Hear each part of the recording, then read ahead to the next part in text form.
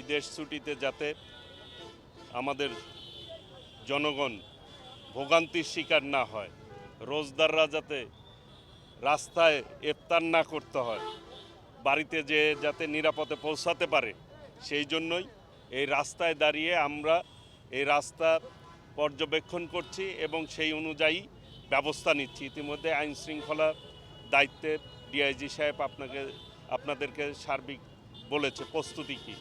এই রাস্তা আপনারাই দেখছেন, কোনো যানজট নাই আল্লাহর রহমতে। আজকে কিন্তু 40 লাখের অতিরিক্ত মানুষ এই রাস্তা দিয়ে যাতায়াত করবে।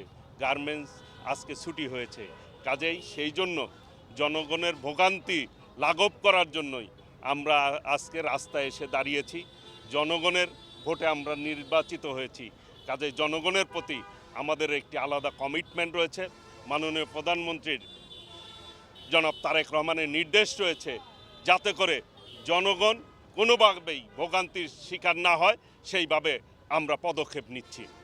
আইন শৃঙ্খলা বাহিনী যেভাবে ভূমিকা রাখে, যানজট যাতে সচল থাকে, সেই অনুযায়ী ব্যবস্থা গ্রহণ করবে।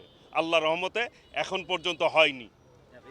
আমাদের প্রস্তুতি, সব রকম প্রস্তুতিই রয়েছে ইনশাল্লাহ। বিগত দিনে অব্যবস্থাপনার কারণে তারা যানজটে পড়েছে। আল্লাহর রহমতে আমরা পূর্ব প্রস্তুতিও নিয়েছি এবং যাতে যানজট না হয় সার্বক্ষণিক কিন্তু তদারকি করছি।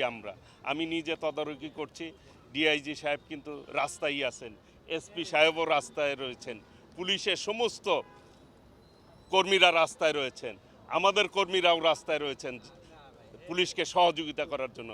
কাজেই আমি আশাবাদ ব্যক্ত করছি এইবার অন্তত যেভাবে ব্যবস্থা নেওয়া হয়েছে, আল্লাহর রহমতে কোনো যানজটের কবলে কেউ পড়বে না। আল্লাহর রহমতে নির্বিঘ্নেই তার গন্তব্যে তারা যেতে পারবে ইনশাল্লাহ।